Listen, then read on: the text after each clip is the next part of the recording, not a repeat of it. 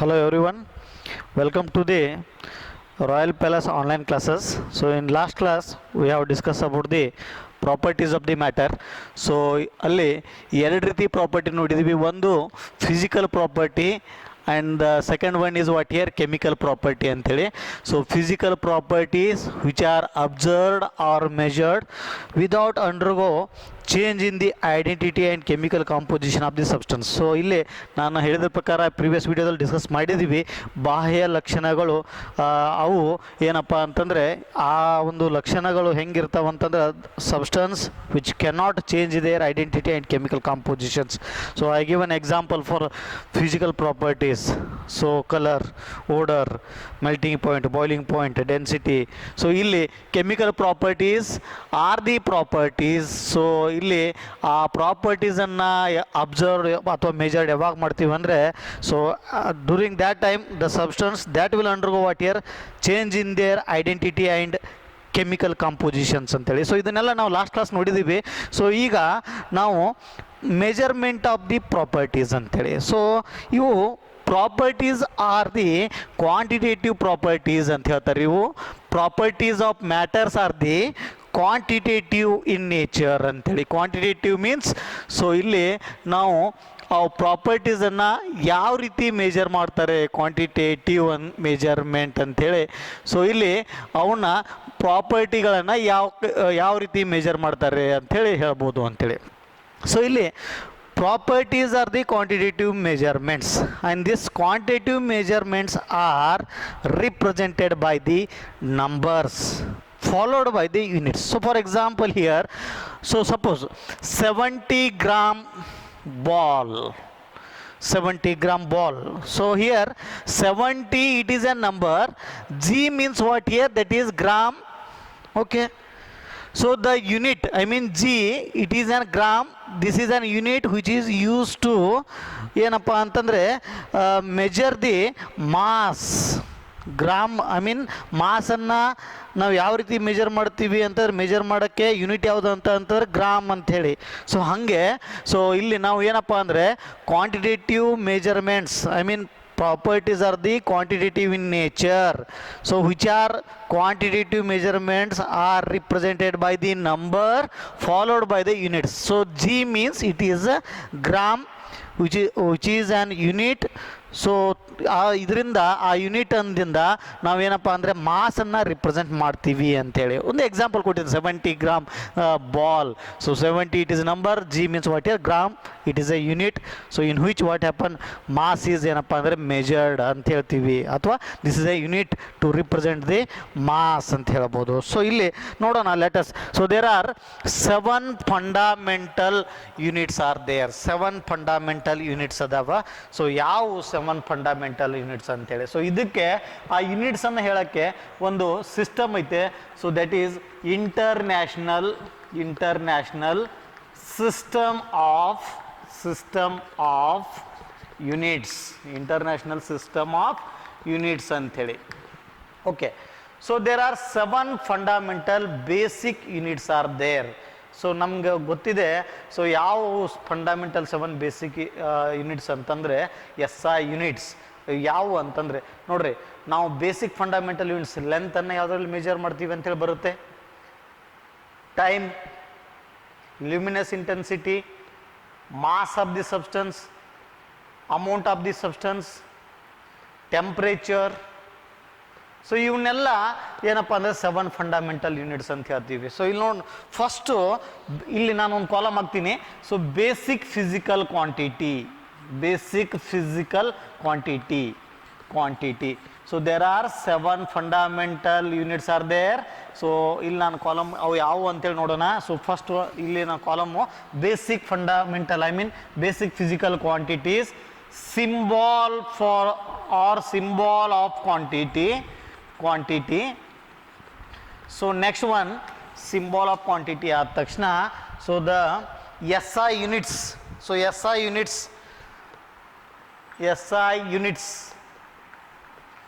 So next one symbol of SI unit ಅಂತೇಳಿ. Symbol of SI unit. Okay, so ಇಲ್ಲಿ ಏನಂತಂದರೆ first column basic physical quantity, symbol of quantity, S I unit, symbol of S I unit ಅಂಥೇಳಿ. So ಇಲ್ಲಿ ನೋಡೋಣ. So first basic physical quantity, that is what here length ಅಂತೇಳಿ. Length. So length ಅಂತಂದರೆ symbol for this quantity is what here L, small L. ನಾವು S I unit ನಾವು ಲೆಂತನ್ನು S I unit ಅಂತಂದರೆ ಯಾವ ಯೂನಿಟಲ್ಲಿ measure ಮಾಡ್ತೀವಿ ಅಂತಂದರೆ metre. Symbol M, small M. So next one length ಆದ ತಕ್ಷಣ ಸೊ ಇನ್ನೊಂದು ಯಾವುದಪ್ಪ ಅಂತಂದರೆ ನೆಕ್ಸ್ಟ್ ಒನ್ ಟೆಂಪ್ರೇಚರ್. ಸೊ ಇಲ್ಲಿ ಕ್ಯಾಪಿಟಲ್ ಟಿ ಸಿಂಬಾಲ್ ಟೆಂಪ್ರೇಚರ್ದು. ಎಸ್ ಐ ಯೂನಿಟ್ ಟೆಂಪ್ರೇಚರನ್ನು ಎದರಲ್ಲಿ ಮೆಜರ್ ಮಾಡ್ತೀವಿ ಅಂತಂದರೆ S I unit kelvin. Symbol K ಅಂತ ಹೇಳ್ಬೋದು. So next one third one, so that is time. So time ಇಲ್ಲಿ ಟೈಮ್ ಅಂತಂದರೆ symbol for this quantity time ಏನಪ್ಪ ಅಂದರೆ ಸ್ಮಾಲ್ ಟಿ ಅಂಥೇಳಿ. ಸೊ ಸ್ಮಾಲ್ ಟಿ ಅಂತಂದರೆ ಎಸ್ ಐ ಯೂನಿಟ್. ನಾವಿಲ್ಲಿ ಟೈಮನ್ನು ಎಸ್ ಐ ಯೂನಿಟ್ ಏನಾಗುತ್ತೆ ಅಂತಾರೆ ಸೆಕೆಂಡ್. Symbol S. ನೆಕ್ಸ್ಟು ಅದಾದ ತಕ್ಷಣ electric current.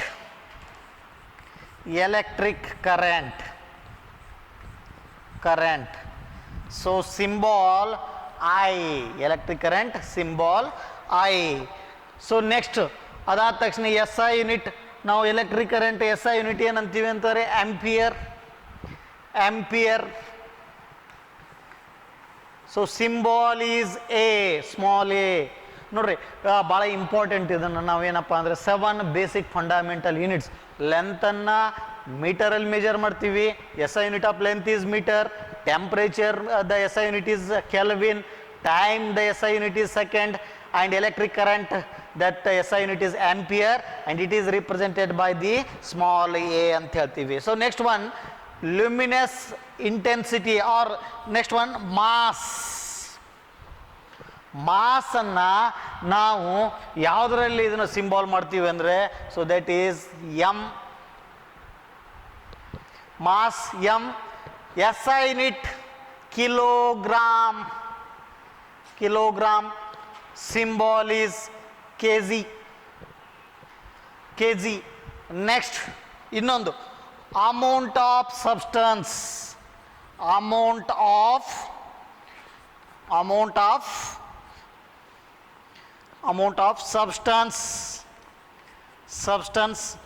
So amount of substance ಅದನ್ನು symbol capital N.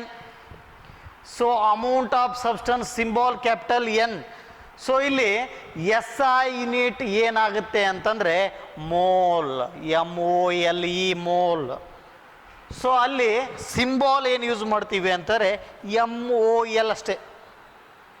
So amount of substance ನೋಡ್ರಿ, length, temperature, time, electric current, mass, amount of substance 1 2 3 4 5 6 ಆರೋದು. So but 7 fundamental units are there. So next one length, temperature, time, electric current, mass, amount of substance. In last one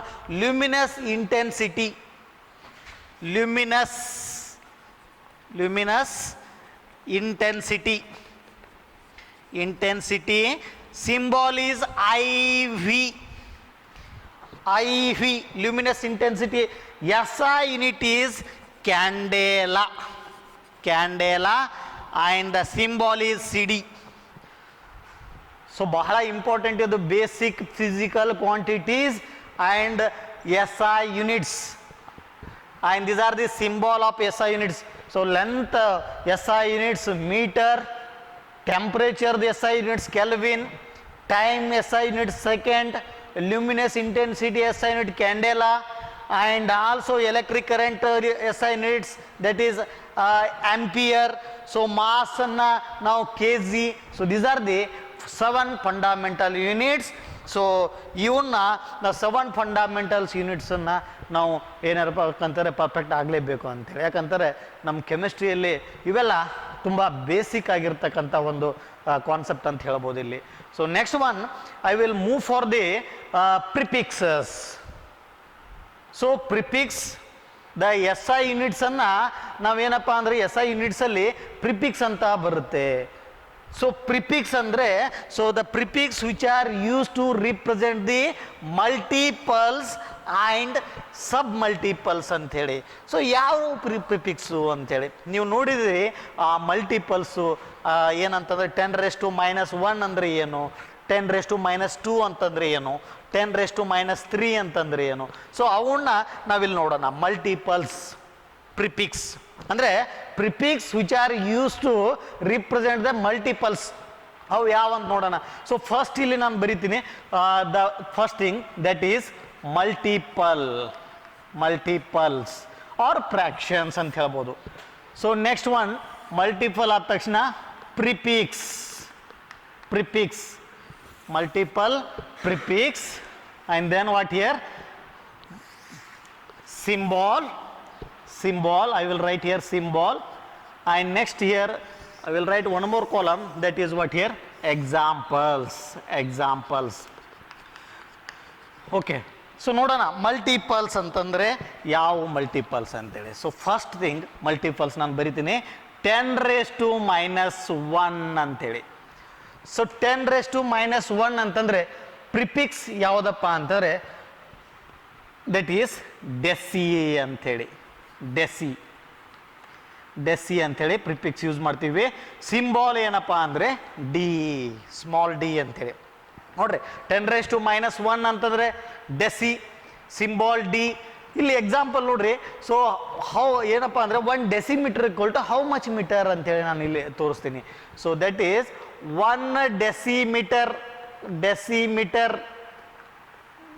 so that is 1 dm ಅಂತಂದರೆ. So D means what here value 10⁻⁻1, that is 10⁻⁻1.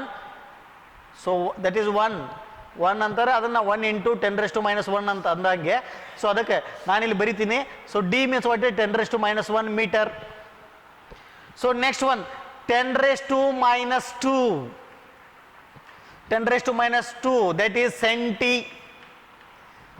Centi. Symbol ನೋಡ್ರಿ small C, centi. Okay, centi. Examples that is ನಾನು directly ಬರಿತೀನಿ 1 centimeter equal to. So 1 C means what here 10⁻² metre. 1 centimeter equal to 10⁻² metre. So next 10⁻³ 10⁻³ milli. The symbol is small m, that is 1 mm. 1 mm, that is value is m means what here 10⁻³. This m is meter, 10⁻³ meter.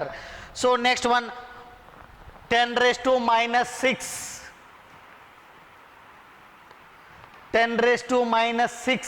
So ಇಲ್ಲಿ 10⁻³ ಅಂದರೆ milli, 10⁻⁶ ಅಂದರೆ micro. The symbol is mu, that is 1 micrometer equal to how much meter means 10⁻⁶ meter. Micro. So next one 10⁻⁹, that is nano. Prefix which is used for the 10⁻⁹, nano. The symbol is n, small n, that is 1 nm equal to how much meter, that is 10⁻⁹ meter.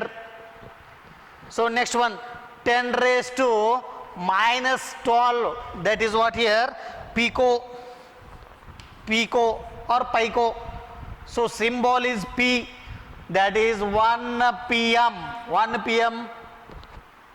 Picometer, 1 picometer equal to how much meter, that is what here 10⁻12 meter ಅಂಥೇಳಿ pico.